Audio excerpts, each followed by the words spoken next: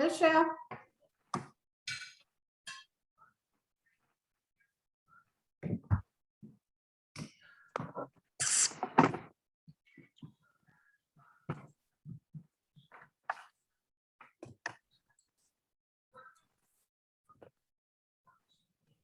Hey there, you good people. Hey, Chef.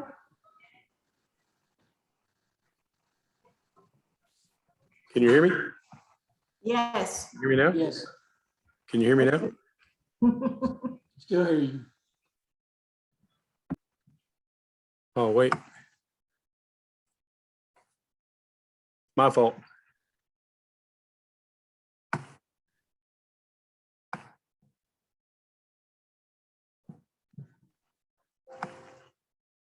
No, somebody say something.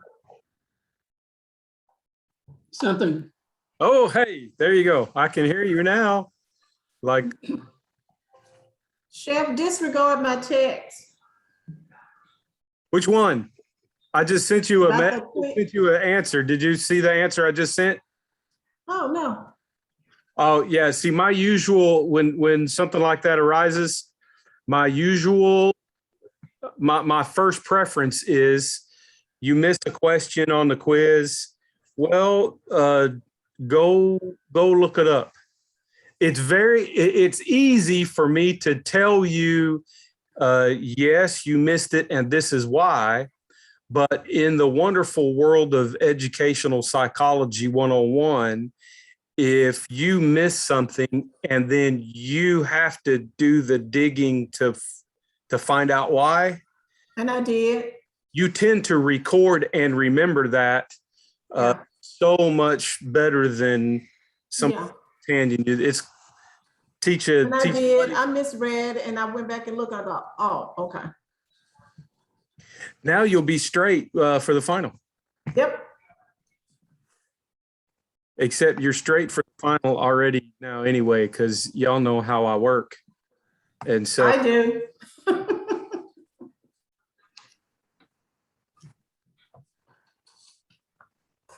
Andy, welcome to the online class. thank you, Chef. I was there at 8 this morning, got my supplies for this class and meat and seafood. Good. Well, you got plenty of chickens then. Oh, yeah. I did. I have stocks, soups and sauces tomorrow morning, and I'm gonna pick up mine then. That's great. There's a product ID class Thursday mornings. And that's when product for this week, that's when product is broken down. The cart is cleaned up and put away. Mm-hmm. That's why I've asked if you can pick up between Monday and Wednesday, anywhere in there. Right.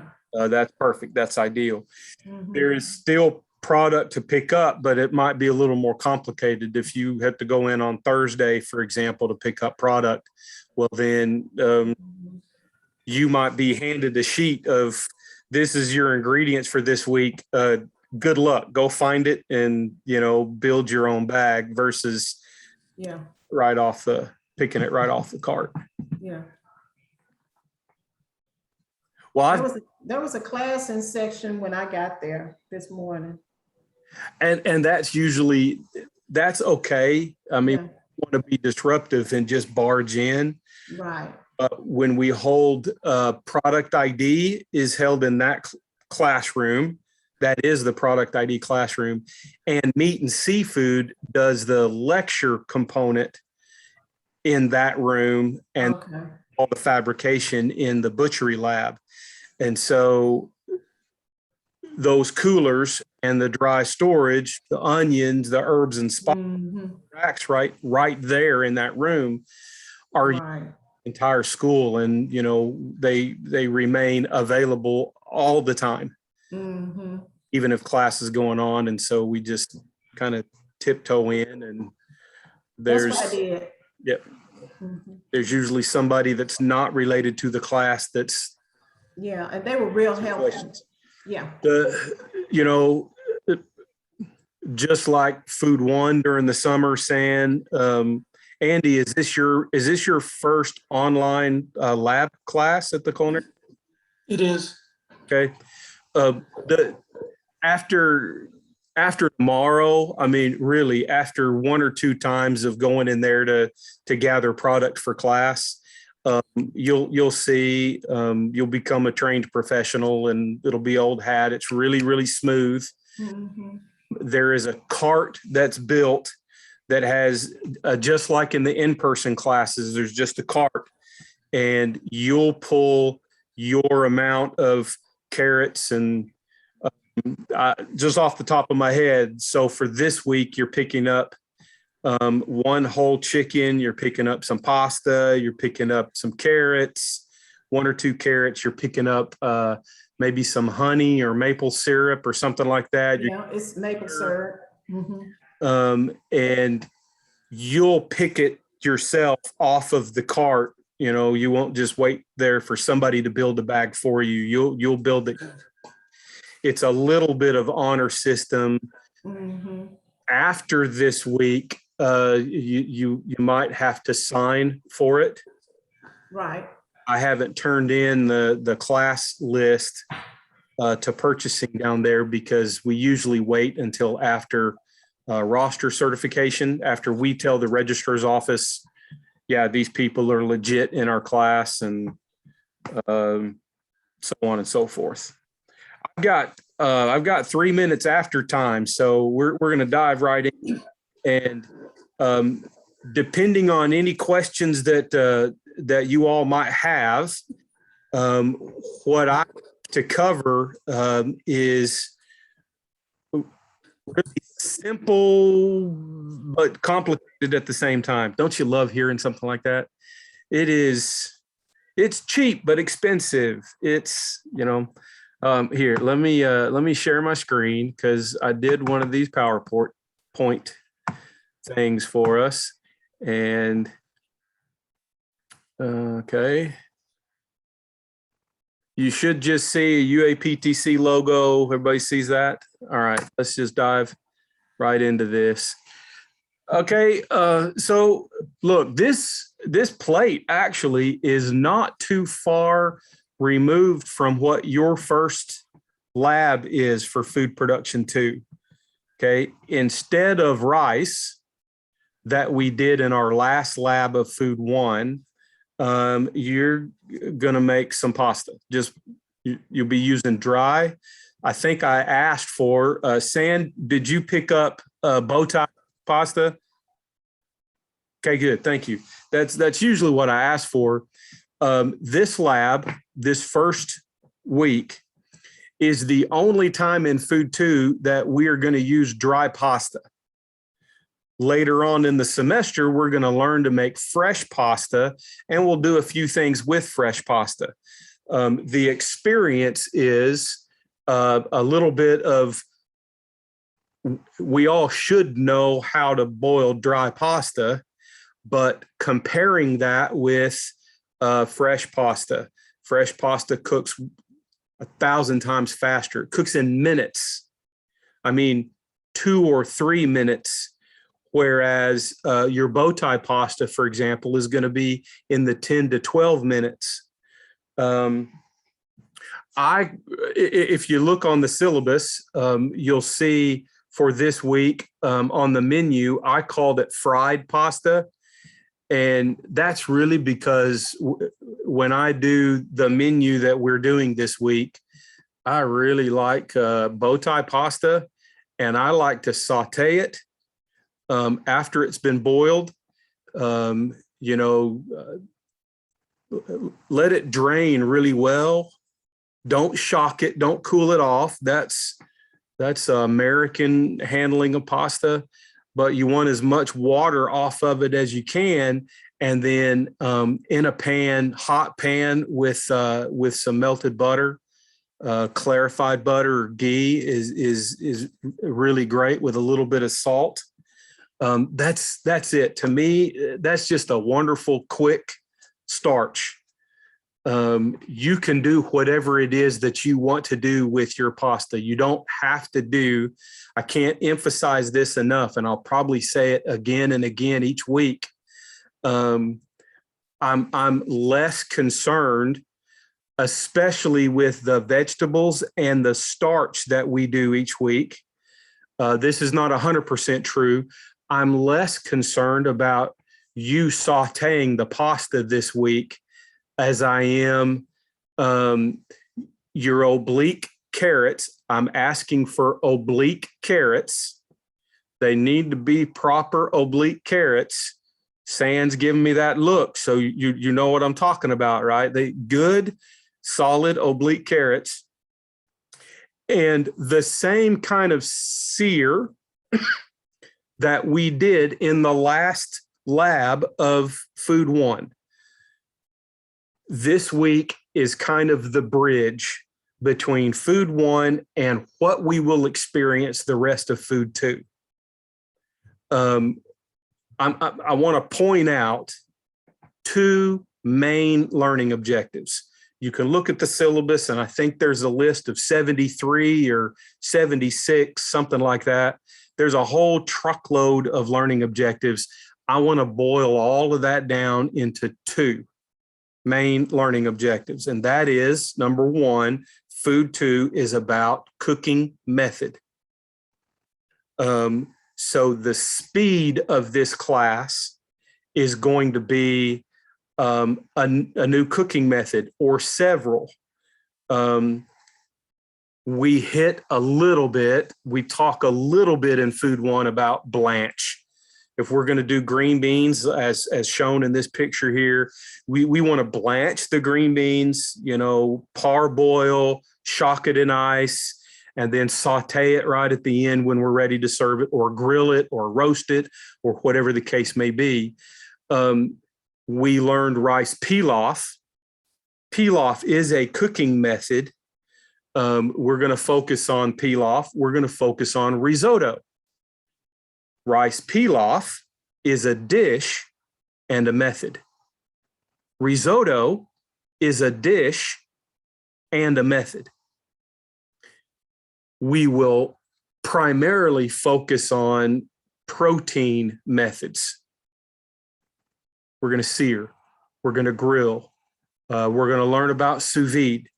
I'm going to teach you what I call poor man's sous vide. If you don't have an immersion circulator, that's not on the equipment list for this class. You don't go out and shop and buy more toys and more equipment unless you really want to. I'm gonna teach you a poor man's sous vide because we're going to learn the chemistry and the physics of these methods. And when you understand the physics of the method, then you are in control of the food, and the food is not controlling you. We're going to grill. We're going to smoke. Not everybody at home has a smoker. I'm going to teach you how to poor man smoke right on your stovetop. And I'll give you a warning about that already. This does not work very well if you have a not very efficient apartment type hood over your stove. You've got to have some good ventilation. Otherwise, you're going to smoke up your house. Now, you're going to smoke up your house with, let's see, I think we have at the culinary school right now, hickory. We have applewood. We might have some whiskey barrel chips. So whatever wood chips you take whenever we smoke, if you don't have a smoker, you'll learn to smoke poor man method, and I provide you with all of the supplies for you to build very easily, build a stovetop smoker. Everybody gets it. Whether you want to use it or not, that's up to you. We're going to poach. We're going to steam. We're going to braise. That's all part of Food 2, cooking method. The second main objective of Food 2, my dear friends, we're going to dive into plate presentation.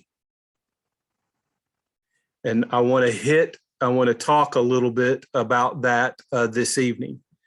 you see before you kind of a traditional, maybe family dining restaurant plate. And you will hear me use this term over and over and over again throughout the semester. I call this plating. Well, what do y'all think? What do you think about this plating? You can, if you have a comment, you can unmute and just blurt it out. There's only a few of us on this evening. You're going to be doing this every week anyway. I'll explain that later. But what do y'all think about this plate? Not enough rice. Okay. So sand comes from the south and Right. for starch. Yeah. Taters, more rice. Okay, I get it. What else? Looks good. I'd like maybe a little more color, but this would look good on there. And that gravy to me doesn't look like it's thick enough, but it may be, that may be how it's supposed to be. Sand, you just keep throwing yourself under the bus as a truly Southern woman. I know. More rice, and it's you call every sauce a gravy. Mm-hmm. In the South, now, you know, all kidding aside, in the South, we do call everything gravy, don't we? Mm-hmm. Because we cover everything with white gravy or brown gravy. That's right. Your eyes are going to be open this semester. Your eyes are going to be open. This actually is a pretty good sauce. Now, let me say one word. Let me say a couple of words. I can never say just one word. Let me say a couple of words about this plate and see if this changes what you think about the plate. Okay. Cafeteria, compartmentalized. Now, what do you think about this plate? What do you say? It's perfect. Interesting. I think the rice looks like they used one of those ice cream scoopers. Mhm. Maybe use an ice cream scoop. Or, you know, like the little mashed potato things. Yep. That's Yep. technical, by the way.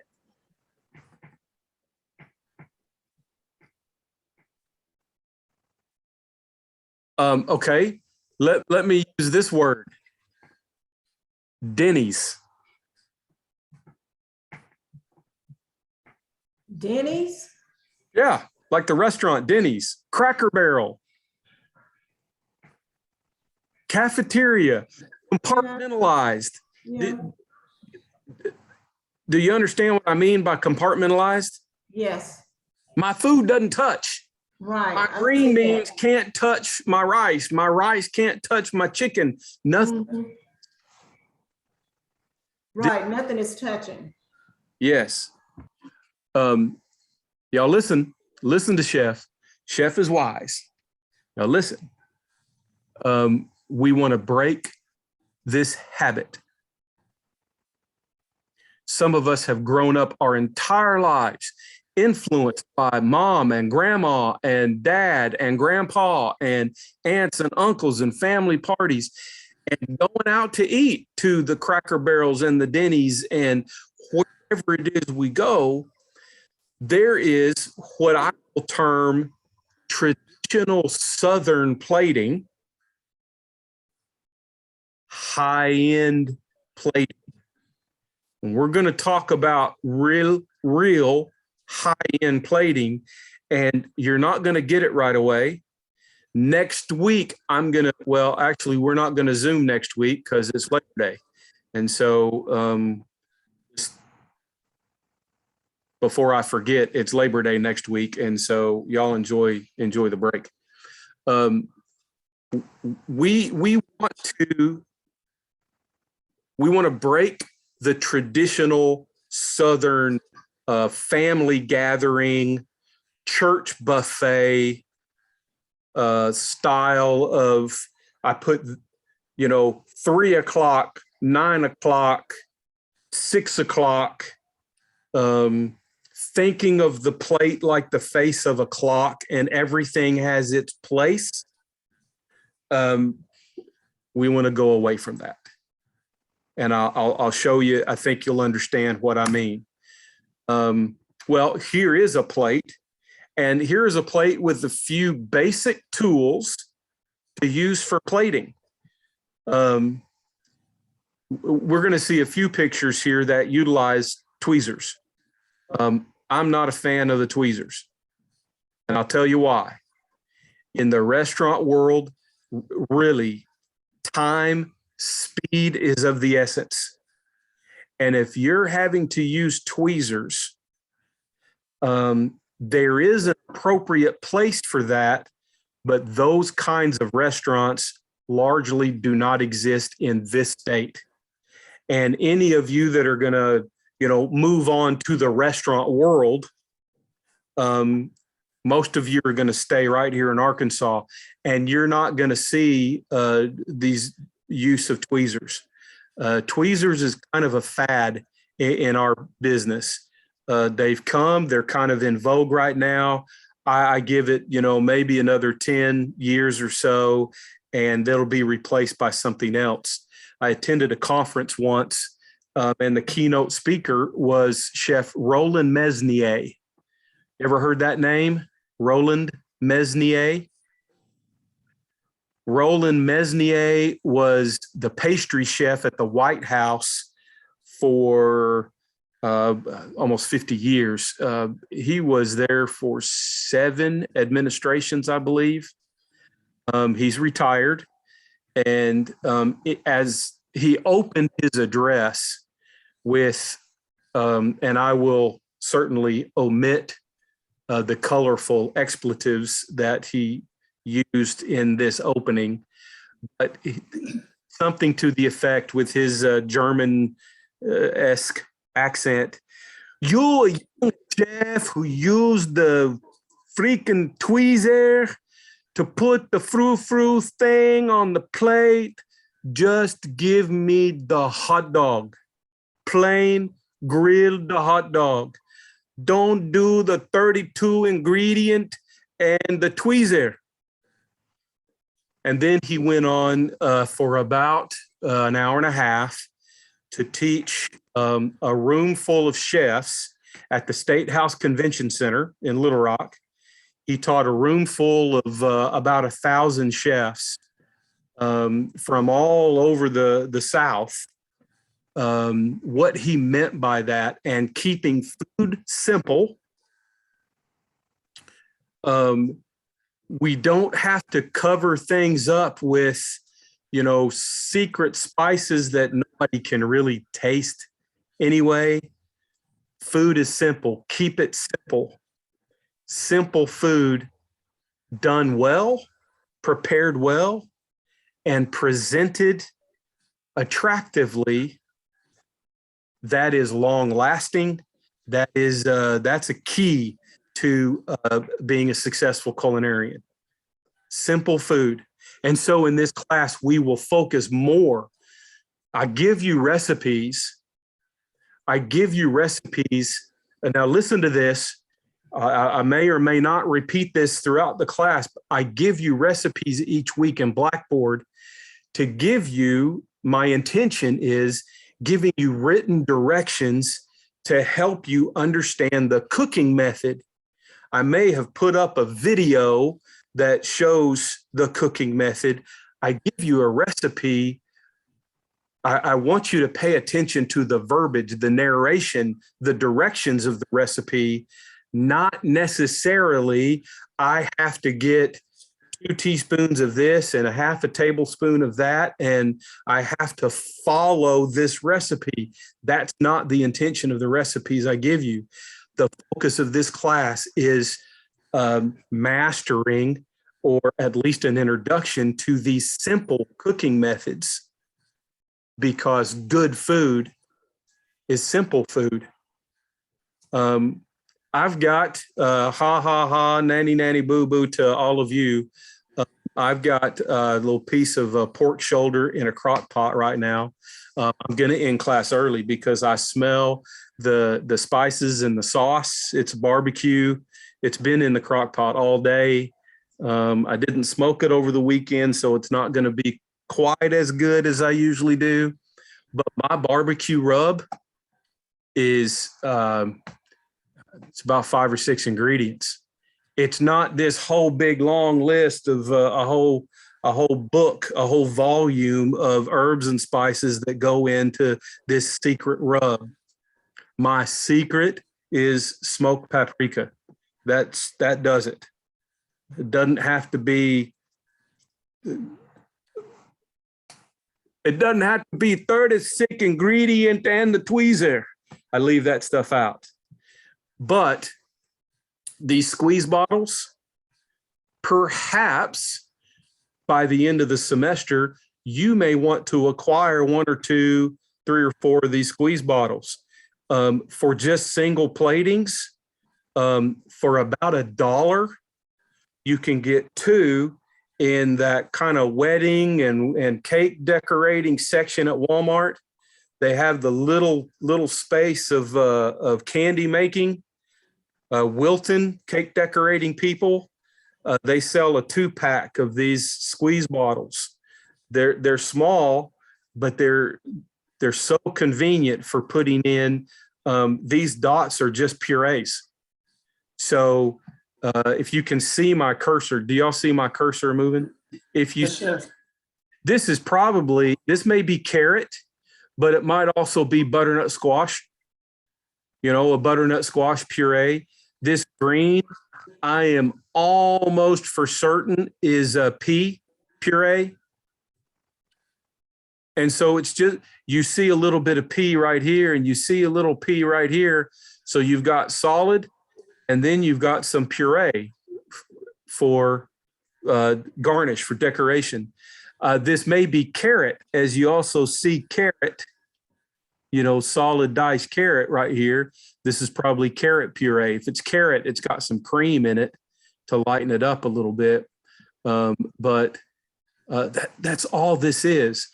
Down below is maybe mashed potatoes. As I look at the picture, it looks really, really white. So it may be a mix of cauliflower and potato. I can't really tell for certain if this is beef or pork. It's lamb. I'm not a fan, and y'all will hear this over and over, of the parsley as a garnish. And we'll explain that later on when this pops up. Don't go out and just start visiting Amazon and end up spending $300 or $400 in squeeze bottles and circles and offset spatulas and larger specialty spoons. This is not hundreds of dollars right here. These are basically sauce writing pens. Sauce goes in the bowl and you turn the spoon up almost like you're writing in calligraphy. If you know anything about that or have ever studied anything like that. And depending on the viscosity of the sauce, there's this little channel right here that brings just a little bit of sauce at a time, and you can swirl, you can write letters as we go, not today, but as we go, you'll see how a spoon like this is used. And these are just 2 different sizes. Anyway, these are some of the classical tools that a plate artist might have in his or her role or their toolbox to make really, really nice plate presentations or plate designs. Okay. Here's some of that use of the tweezers that I just now realized that kind of blown up. The picture is very, very blurry. I'm, as I said before, maybe influenced by Chef Mesnier. I'm not necessarily a big fan of tweezers. Most of the work I've done in my career has been larger volume. This is going to be appropriate for an ultra fine dining.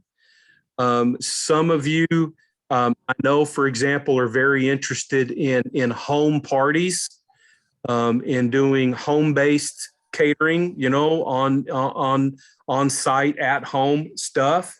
And so if you're plating for 6 or 8, maybe even 10, that ultra fine, making sure that I don't know, whatever these are, fried onions or whatever this is placed exactly where I want it to be and replicated on each plate. Tweezers certainly serve their purpose. In a maybe less formal setting, a full service dining restaurant, you don't have the time to plate this way.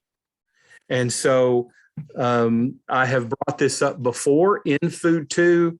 I will likely bring this up as we go forward. One of the questions I may ask as we review each week's platings is, can you plate that dish in 90 seconds or less, in 2 minutes or less?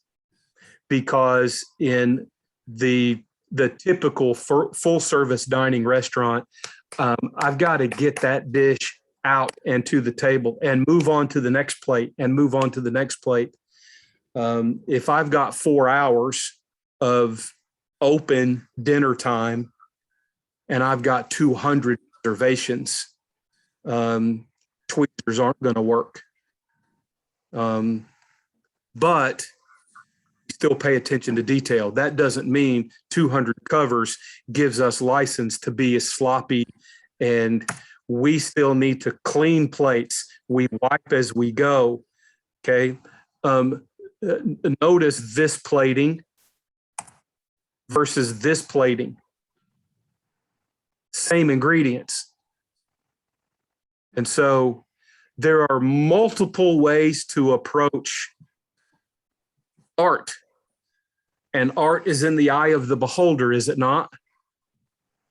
I promise you, somebody saw Andy Warhol's picture of tomato soup, a Campbell's soup can, and just was inspired, and this is beautiful art.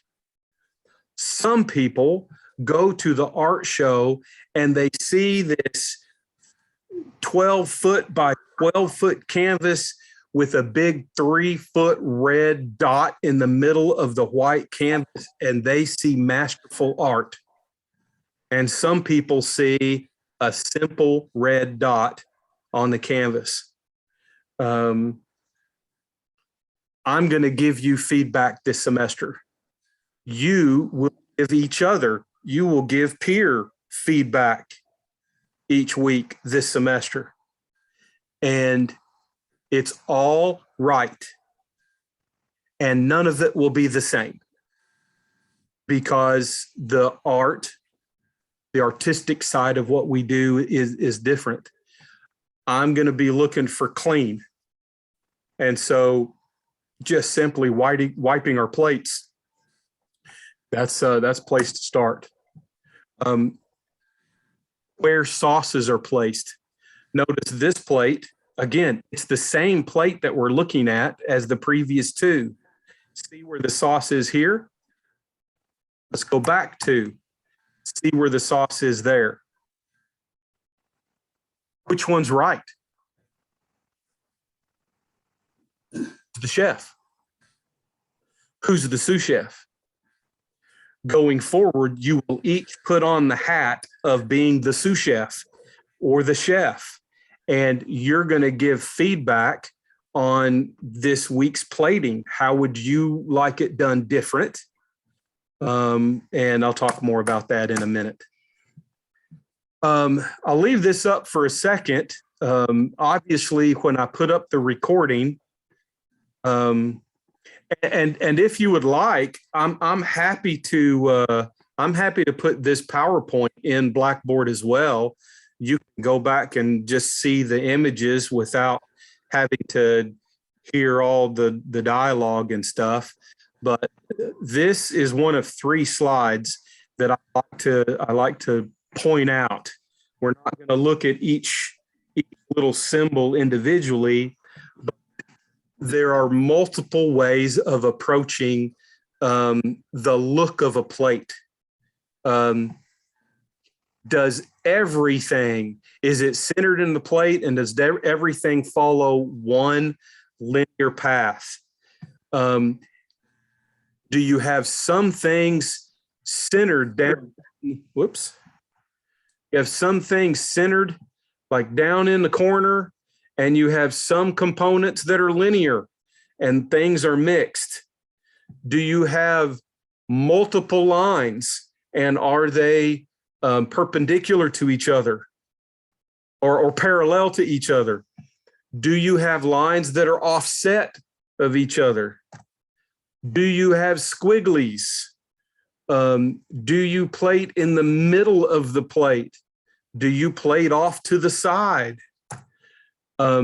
This is supposed to be kind of a representation of stacking, and you have different components and other components stacked on top of those components. There are so many different ways to see a menu, see the ingredients, and how we approach plating. So what's right? A question I'm frequently asked about this stage between week 1 and week 4 of food 2 is, Chef, what is right? And you want to know the difficult answer to that? There is no one right. Going forward, so in preparation for food 3 and food 4, for preparation for those of you that will go further in the industry and work in a commercial kitchen under a proper chef, the chef is always right. In this case, as we review each other's plate presentations each week, you all will be the chef. And so it's not going to be your plating for me. Does that make sense? I hope it does. It may raise a few other questions, and that's fine as we go forward. Here's an example of a very nice plate. Okay. Notice the sauces. These sauces are less sauce and more puree of the very things that are vegetable. Which one is garnish? That doesn't matter. You take this, to me, it looks a little like oregano, maybe some fresh oregano, maybe this is fresh marjoram, whatever this is. If you take that away, and I would suggest that be taken away,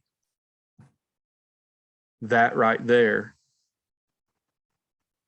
then the ingredients that make up the menu garnish themselves on the plate by exactly the same viscosity.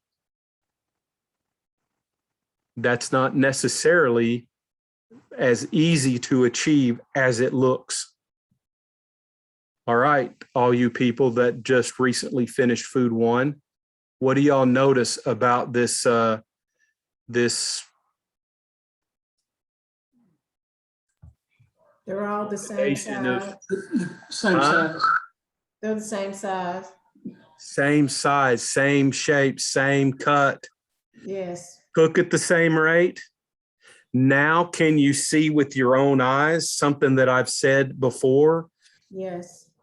Consistent cuts look impressive. That's some good cuts right there.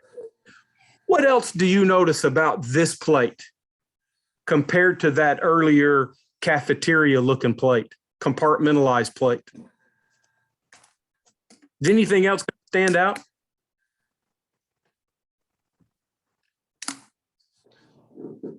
The food's touching, it's not separated. It's okay for the food to touch. Wasn't okay when you were 8, 9 years old, 10 years old, but it's okay now.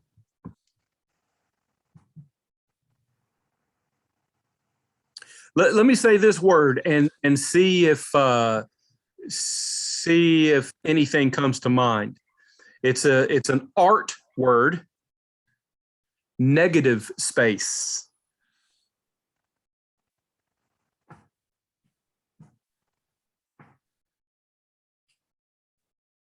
Anything come to mind? It's okay if nothing comes to mind. Does that mean there's a lot of open space on the plate? That's exactly what that means. Thanks, Andy. So here you have all this empty space. Back here's all this empty space. There probably is on the back side of the meat back there. There's a lot of empty space. Negative space on a plate draws your eye. When we learn to use that in our plate presentation, we can strive to control where the eye goes. Combinations of color, combinations of texture, combinations of height on the plate. These things, together with use of the plate space, negative space versus where I put in the artistic world, where do I put paint? And I'm especially talking about abstract art. Our plating today, this kind of plating, is really a little more abstract artistically than it is following some specific hard, fast rules. You'll hear me repeat over and over again. We want to combine sometimes complementary, sometimes opposing. We want different colors. We want different textures. We want different heights. We want to use negative space.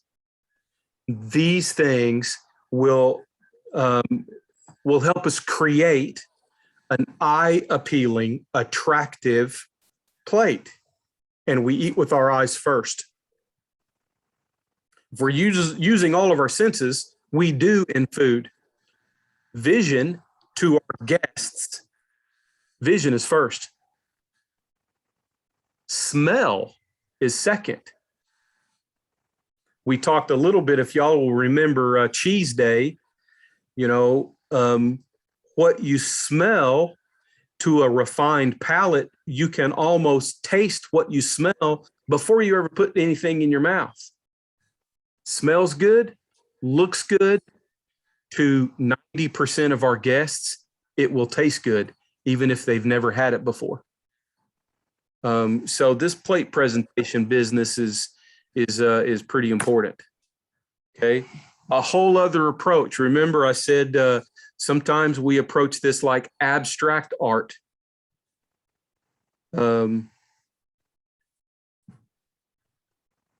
Potato, carrots, little bits of carrots. I think, not 100% sure, but I think this might be turnip. Possibly. The sauce, the viscosity of the sauce is such that when it hits the plate, it stays put and still has a little gloss and sheen to it. It doesn't run all over the place, so it's not real runny. Okay, and then this piece of meat, to give you a sense of scale, these are microgreens. This is an entree plate.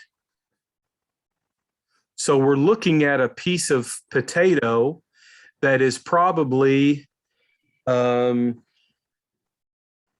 this is probably bâtonnet, except it's as tall as 2 bâtonnets put together. So see, this is probably only about half inch. This is more along the lines of the more narrow tip side of the carrot. This is a duxelle or a mushroom puree. And look at this piece of meat. This is probably 2 ounces. In a very high-end fine dining a wine pairing dinner, you are probably going to have anywhere from 4 to 6 or 7 courses. And if you're eating 5 or 6 courses, you don't want half a potato. You don't want a 10-ounce filet. You don't want a half a pound of mushrooms and 2 whole carrots and a 1/4 cup of sauce, demi-glace even, which is very, very rich. If that's what you put on the plate for your second or third course, your guests aren't going to make it to the last course. And so, yes, for some of us in the South that are used to covering everything with white gravy and brown gravy, we make I went to Texas. I've been to Texas many times. Well, I went to Texas once for a conference, and I at the resort, at the hotel, I ate at the hotel, and I ordered a Texas chicken fried steak. I kid you not, a 9 or 10-inch plate, standard size dinner plate. I got a pounded, it was thin cutlet, and it was probably 12 inches if that was a 10-inch plate. That piece of fried steak was larger than the plate by at least an inch all the way around. And I got a gravy boat of white gravy to pour on. Yeah, Christy, I mean, it was great, good stuff, but no way on the planet I could have eaten just that, not to mention all the sides. And that wasn't one of those, eat this and you get a t-shirt and you get your name on a plaque. And, it wasn't one of those kind of places. This was a pretty nice hotel. This is a different style of plating. It's a different think of food. As you pick up ingredients as we go throughout the semester. Ribeye week, I'm going to tell you this now. I may not repeat it. Here's a perfect example. You are going to get probably 1.5 to 2 inch thick whole ribeye. It's going to be, it will fill up 2/3 of a 9 or 10 inch entree plate. And I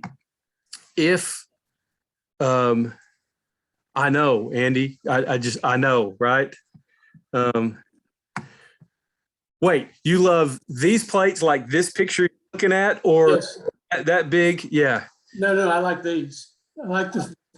They remind me of French type. It is very, very French influenced.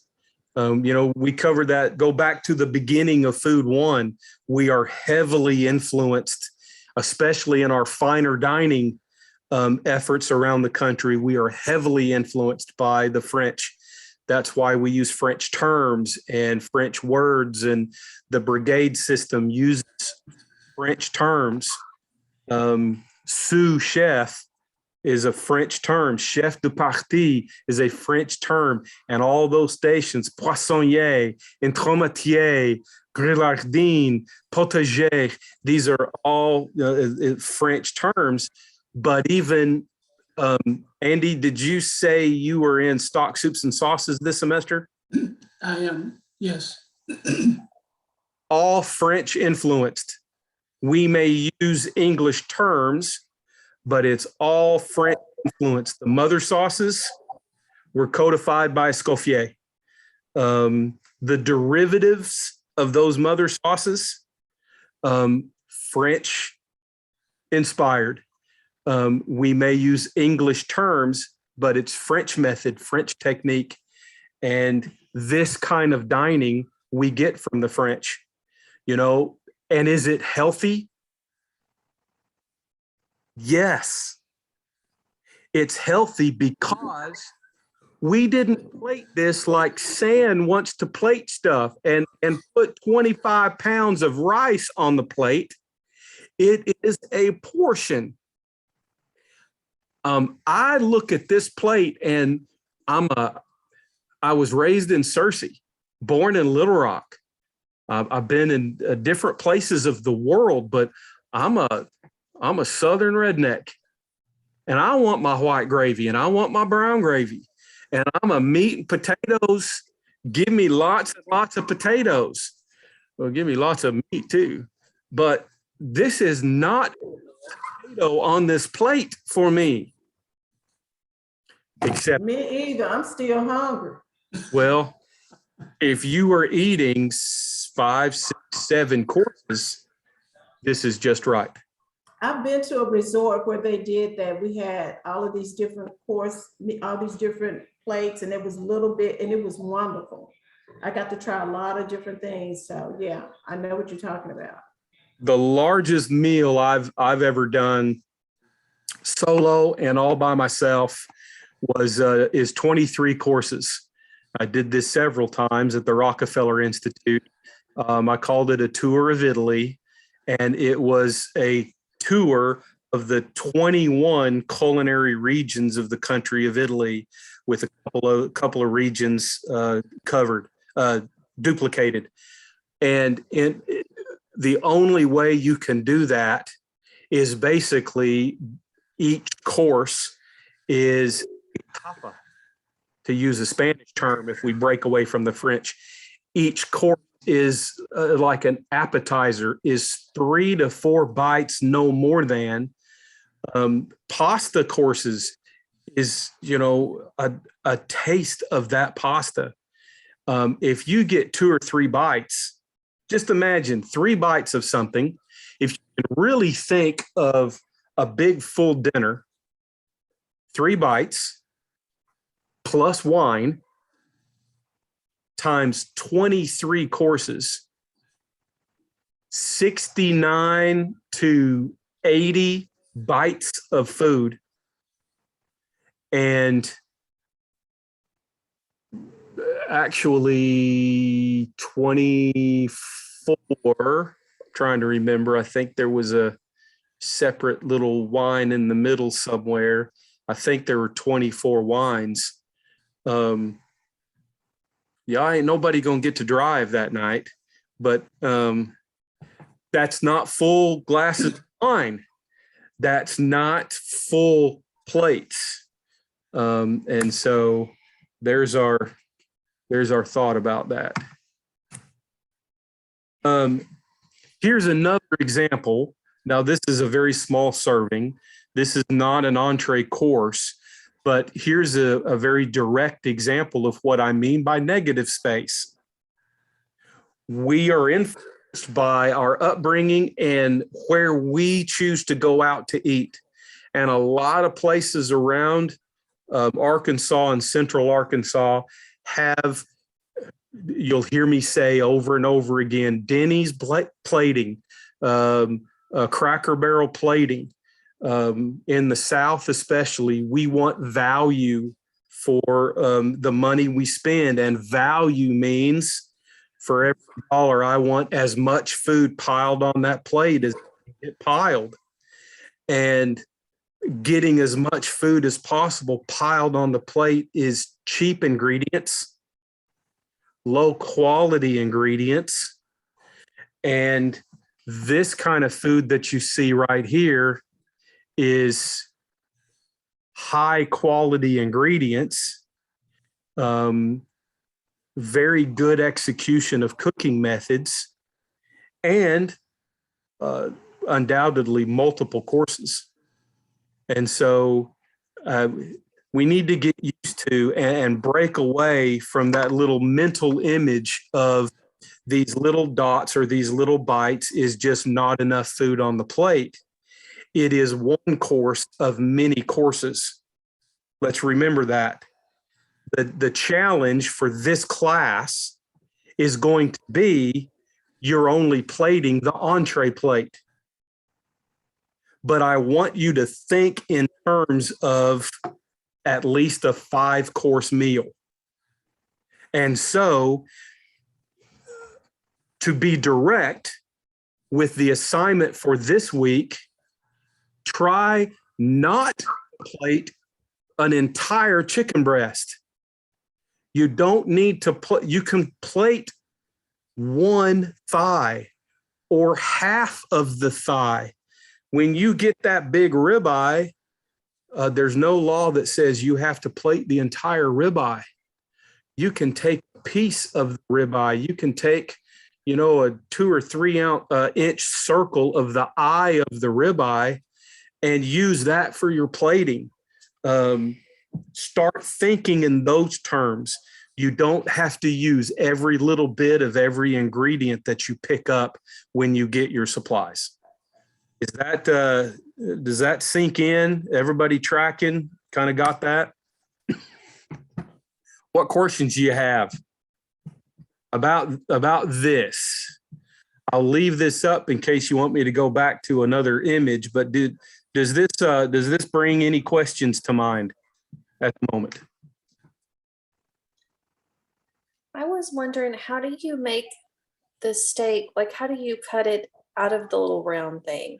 Like, if I know I got these technical terms down pat, like little round thing, but like when they make the steak and give you like a piece that's round, how do they cut that where it looks pretty? A lot of talent and skill. They'll use things to measure.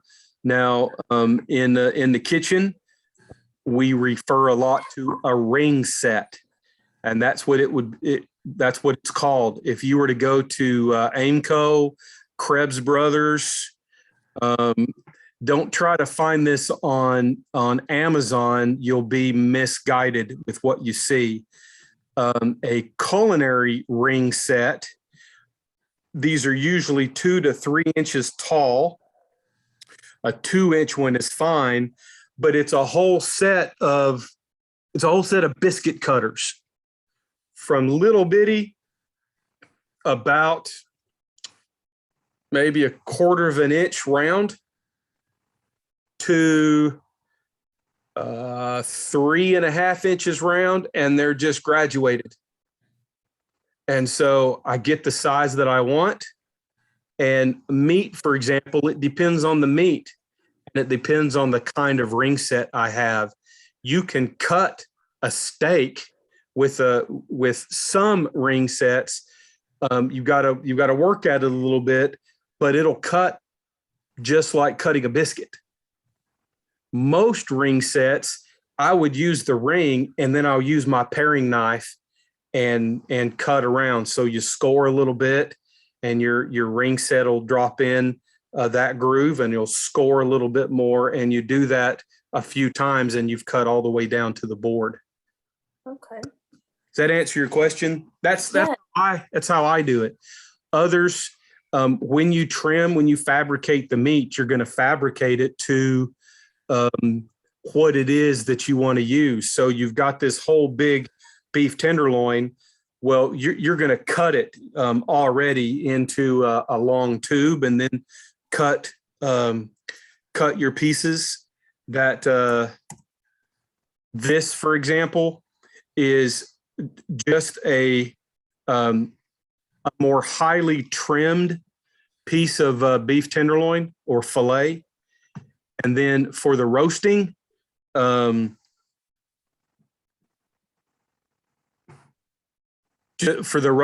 it was tied to give it this look. Terrence, in answer to what you posted there a bit ago, that's perfectly fine for picking up your product. That's a good time. So what else? Are there any other questions? These first 2 weeks, not counting last week, these first 2 weeks of class, of labs, starting with this week, you'll see And I promise, San, but before this weekend, before the Labor Day weekend, if you want to get all of the key terms and stuff done, I'll have the whole class opened up by hopefully Thursday night. Okay, then you can work ahead. That's true for everybody.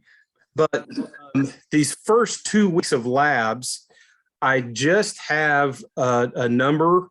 I think this week and next week may be exactly the same. I'm asking for 3 pictures, and I think something in uniform, maybe your mise en place, and then a finished product. I don't remember off the top of my head. I know one is going to be a finished plate. Okay. From the pictures that you submit without your names on them, we will take a few minutes at the beginning of our Zoom session each week, and we will look at the previous week's, your production. I pick at random the size of our class. I may just do 2, 3 at the most, and I pick them at random. I pick them blind just by how the computer gives it a name. If you give it a specific name when you upload it, that's one thing. If you don't, Blackboard's going to call it photo number, kind of like Facebook. It'll be photo number 11023 AB squared, whatever. And so I just pick 2 or 3 at random. I drop them into a PowerPoint, and then I will look one at a time. And I won't identify who the chef is, who the student is that prepared this plate, but I give each of you an opportunity, and I won't call on you. I want each of you to participate. Let me give you context for this. One of the goals of culinary school is to graduate you with the knowledge and the skill set to walk into any restaurant in anywhere, but especially in Central Arkansas, and be the lead cook, a department head, be hired as a chef de partie right off the street, or perhaps a sous chef, maybe of a smaller establishment, but you're going to be in a lead role. If you're going to be in a lead role, you have to already have the experience of giving feedback, teaching, training, correcting people, because you will be hired into that kind of position. And so welcome to Food 2. I've designed Food 2 to give you some of that experience, to give you at least a beginning taste. And so if you are the sous chef of our Food 2 restaurant, when you see a plate, we do this every single day in the restaurant. We have pre-service before guests come in and sit down. And so the chef or the sous chef is going to visit before prep starts. And then after prep, after we've all done our mise, sous chef is going to ask for a sample plate of everything off the menu. And we all gather together and we're going to critique the plate presentation. The chef will critique the tasting. He'll or she will taste and say, back off on the salt when you do this again, a little more sugar, blah, blah, blah, needs some more acid. But the plate presentation is usually going to be critiqued by the sous chef. You all are going to be the sous chef, and you're going to critique each other's plates. I'm going to remind you each week, I don't want, oh, I like that. That's pretty. That doesn't tell me anything. That makes me feel good. Y'all, I have plenty ego that doesn't need to be stroked anymore. And any of you that are foodies and cook, I would gather at different levels. Y'all have plenty of ego as well, and it doesn't need to be stroked anymore. And so there is nothing with, oh, that's good. if you're the sous chef, you see something that's good, I want you to learn this semester to point out that which is good, because that teaches everybody else. Oh, that is really nice. And I never thought of that. I'm going to use that feedback now. I'm going to tuck that away. And hey, that's great feedback that I can use, even though it was positive. I also want us to learn to give corrective feedback. I don't want to call it negative feedback, because there's nothing negative. And I say that with some hesitancy, because I've seen some pretty negative plates in my day. I want us to learn to take those things and approach them as opportunities to learn to do better. And you have to learn to give that feedback to each other to correct each other. I hope that makes sense. The first half of the semester, we stumble through that. And then about midterm, something, I've seen this over and over, something pretty magical happens. And you all start to get it, both in the giving feedback and using that feedback and just creating better plates.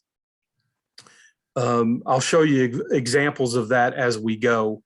I didn't prepare. I'm thinking of one right now, just from the summer. Our deep fry day, that's our fish fry. Y'all are going to do tempura. You're going to do beer batter. You're going to do dry dredging, and you're going to deep fry a bunch of stuff. And you're going to get heartburn. And I'm sorry, I do not give you the Zantac or Maalox or whatever it is. I'm not going to throw her under the bus, but Christy is a pharmacist, and maybe you can hook up with her and she give you some suggestions. I only know maybe drink a glass of milk before you dive into all this fried food, and might coat your stomach just a little bit. But I will show you an example from just this last semester of a traditional fish fry plate and the same product by a different person in the same class that did, Michelin star quality plating. I won't identify these students. Both of those students are your classmates, but we'll look at these plates and you'll see what I'm talking about. You will be doing this same kind of work, and I'm excited and looking forward to it. Starting about so this is week 2. I think starting at week 4, will pretty much be set in a very specific routine. And that routine for this class, for those of you that were a little apprehensive about, Chef Hall is doing this again, and we had a truckload of work to do in Food 1. Y'all got to cook. Key terms each week. Still, we've got more terms to just kind of learn and get used to. Do I expect you to read each week? I'm not a dummy. I didn't fall off the turnip truck. I weren't born yesterday. And if all you do is look up the key terms and do your weekly quiz, then okay, fine. You spend enough time in the book, and I'm okay with that. And then you'll cook. You will have, so this week you have 3 assignments around your lab. Next week, I think you have the same 3 assignments. Beginning week 4, each lab, you will have 5 assignments, and you will have exactly the same 5 assignments. And I'll tell you what they are now, so you can already start to get ready for one of those. The first of your 5 submissions for your lab grade. a drawing. What I hope for is you will see your ingredients. You will, when you pick them up, you will see the menu in the syllabus. We really don't deviate from that very much. We may just a little bit depending on availability of product. I would like, and maybe at first you're going to go out to the Google webverse and look up Google Images and see a plate of filet à poivre. That's next week's dish. You're going to sear. Y'all get beef tenderloin. You get filet mignon. You get, I don't even remember what all you get. Unfortunately, legally right now, we can't give you the cognac. So you can just omit the cognac and have a good sauce, or you can supply a little bit of cognac or some less expensive brandy. And see, I don't drink. I don't know which one was cognac. I think cognac is a little more pricey than just your standard brandy. Anyway, I want you to see in your mind, how does this plate look? And then draw it. This is an art class. I'm not looking for great art. It can be stick figures, circles, lines, with you just identifying this circle is the chicken. This line is the sauce. The point is, I want you to conceptualize in here before you cook anything. That's the beginning of developing some creativity, but also learning some of the artistry of culinary arts.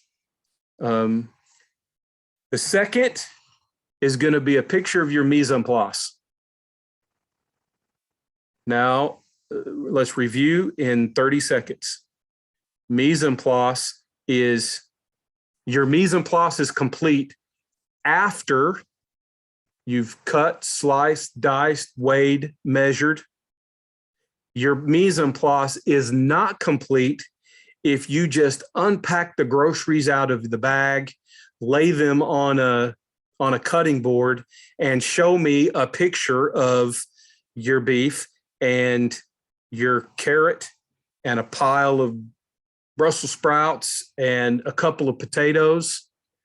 Your mise en place is after your onion is diced and your garlic is minced and all of that. I want to see the board clean, the area around the board clean, and your mise en place done. Don't feel like you have to. You don't need to go out and buy little glass cups or little vessels. Y'all can use Dixie cups for all I care.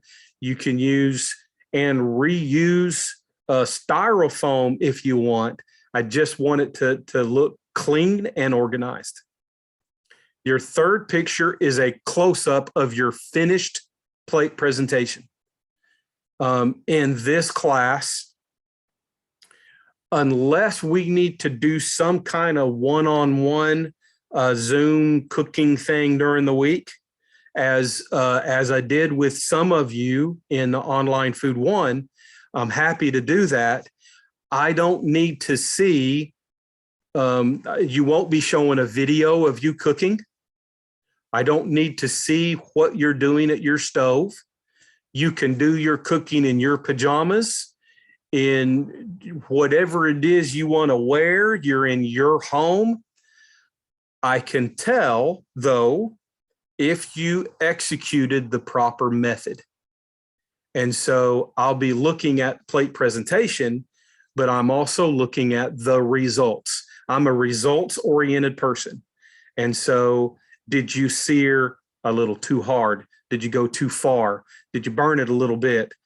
Did you go to pyrolysis, or there's a little charcoal on your chicken? Or is it done properly? Nice Maillard, nice golden brown crust, blah, blah, blah. And I'll give you feedback on stuff like that. Your fourth submission will be you in uniform holding your plate presentation.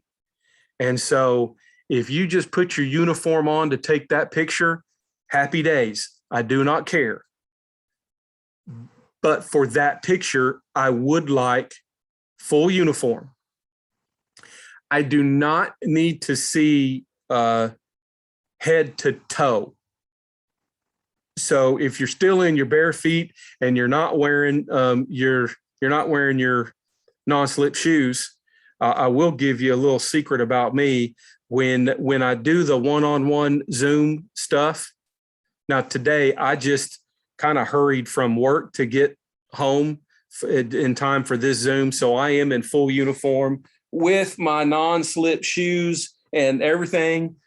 But when I do demos and I'm in my kitchen, I'm like the weatherman on the old school weatherman on the TV. And I'm probably in my shorts, but I put my chef coat on. And all you see is about mid of my fat belly up. And so it's just my chef coat. I would like to see you in your chef pants. So maybe knee area up. I'd like you to be in your cover. I'm sorry, that was military term. I want you to be in your student hat. We need to be in full uniform. The American Culinary Federation is looking very closely at what we're doing with this online program. And so when we're in uniform, we need to be in full proper uniform, please. Okay. The last thing you're going to submit, and I will talk about this one more in detail in our next Zoom session, you're going to do a 2-paragraph essay. This doesn't have to be real lengthy. I'm not looking for a full page. They could be simple paragraphs, okay? But a little bit of academic rigor here. There's still some writing we should do. We talked in Food One when we did the cheese tasting about starting to develop a vocabulary, starting to develop the ability to describe our own palate experiences, our own taste perception, more than this tastes really good, or certainly more than, oh, an orange tastes like sunshine. I've never licked the sun, so I don't know what tastes like sunshine means. And so your fifth submission each week, starting in week 4, is going to be just a little 2-paragraph, your taste experience. Now listen, especially the picture of your close-up plate presentation and your little 2-paragraph taste perception. If you spice that up just a little bit, remember, at the end of the semester, and I hope I mentioned this last week. So Andy, you would have heard this if you got the recording from last week. I think I mentioned the big project of this semester is not an oral presentation, but it is a portfolio. And there are 12 labs beginning with this week. And I want you to report on 10 of those labs. And so maybe you'll take a picture of something that you're really proud of while you're cooking. Maybe you'll take a picture of an ingredient that you've never used before, you've never eaten before, as surprising as that may be. Maybe you'll take a picture of something that went south. I burned up my sauce. I tore this up. This didn't work like I thought it was going to work. A little journal article, just a good description, at least a paragraph of that lab. You can build on your tasting thing that you're already having to do. What I'm getting at is the requirements for this portfolio. Your final portfolio is super easy as long as you're keeping up with the semester, keeping up with things each week. You have most of that stuff for your portfolio already as you go. But remember, I just wanted to point out, remember, your portfolio doesn't have to be just what was good and just the successes. We learn from our failures. Sometimes we learn more from our failures. And so that's all I have to say about that. What else you want to know? What else you want to talk about? I'm not stuck to 7 o'clock. If we're done, I'm happy. I'm done. The time is yours if you want to know anything else.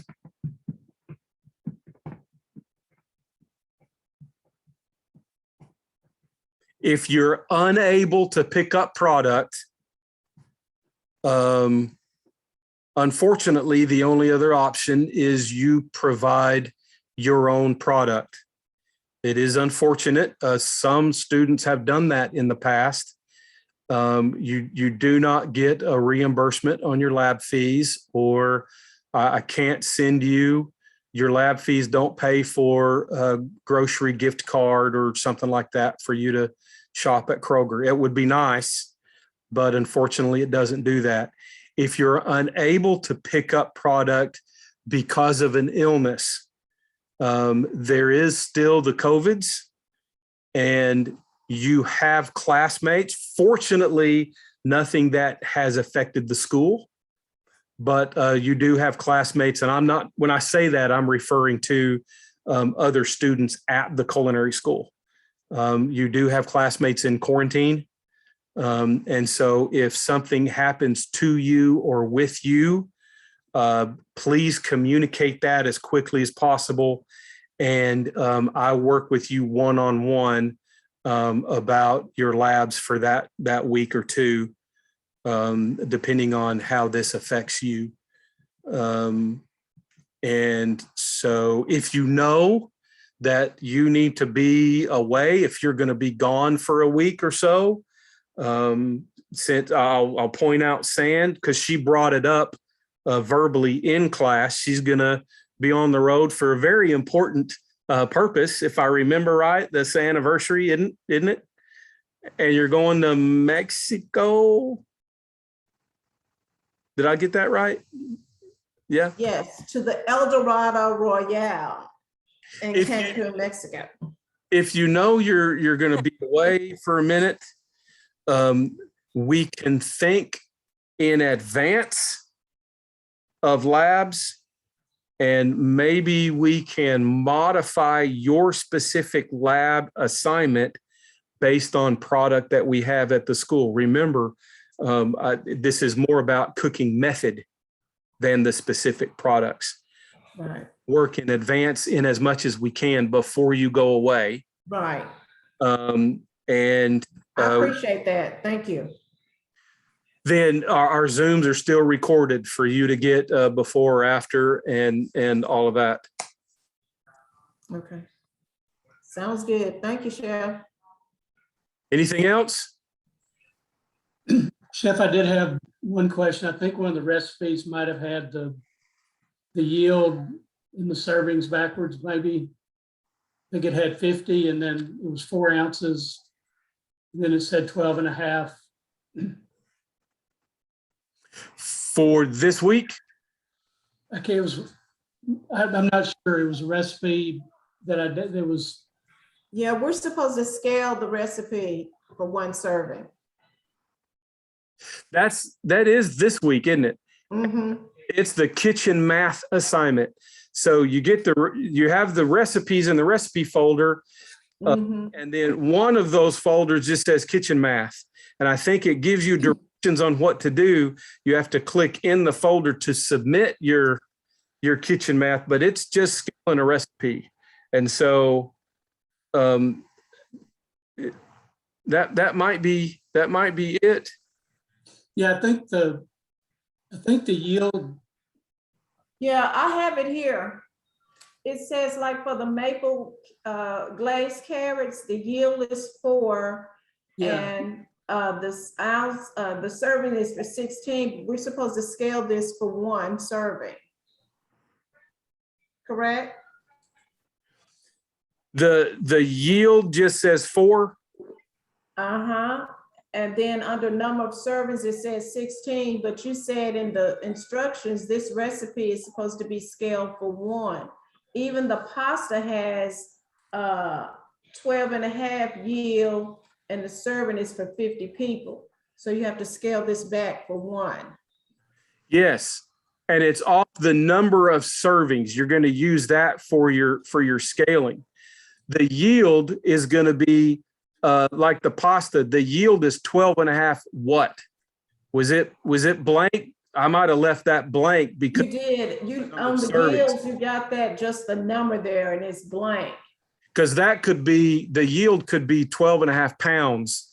The yield could be 12.5 quarts or cups. Because Whatever. so the serving, we need to scale it back for 1, because right now it's got like 5 gallons of water, 5 ounces of salt, 3 tablespoons of oil, and 5 pounds of pasta. So that's for 50 servings. So you need to scale that back for 1 serving. 1 serving. Yeah.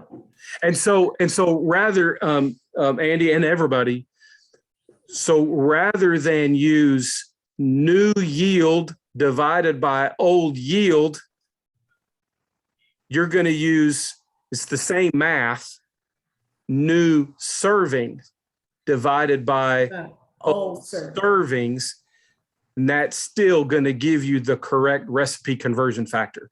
Gotcha. Okay. I wondered Some about recipes, that. a Okay. lot of recipes, we never went there in Food One. Thank you for that question, by the way. Yes. Okay. A lot of recipes we deal with are going to say your yield given the total volume that you're cooking for. Okay. We may hone into number of servings. And so, y'all, I had, and I won't do it this semester. So great thing for you all. I have intentions on really working on the kitchen math for Food 2. I think this week might be the only kitchen math assignment this semester. There might be 1 or 2 more, but there's not going to be. This week or last week's guest chef, and some of you pointed out we'd already seen those same two videos in food in week 1. Saw those in Food 1. Well, I like to see, even after just a semester, have things changed a little bit. How we do this evolves over time. Anyway, anything else? I know what it was. It was the cooking pasta. The yield was 12.5. The serving size was 4 ounces. And the number of servings was 50. And so I wondered if yield was really 50 and serving size was 4, and the number of servings was 12.5. Does that make sense? Yes, and no, I probably left off whenever I converted it, when I put it in Microsoft Word and whatever. I may have not copied that 12.5 what, because your serving size and number of servings, 5 gallon water, Yeah, or 5 pounds of pasta, that's going to jive for 50 servings. Not 200 ounces is 12.5 probably. Okay. Yeah. So I left off that 12.5. The 12.5 what? Yeah, okay. Thank you. Everybody have a blessed evening. Have a wonderful week, and keep the text machine and the email. Keep it as quiet as possible, please. No, if you have questions and concerns, bring them up. Text me, email me, and I'll get to you as quickly as I can. Thanks, Chef. Thanks, Chef. Thank you. Bye, 99. everyone. Bye-bye. Bye.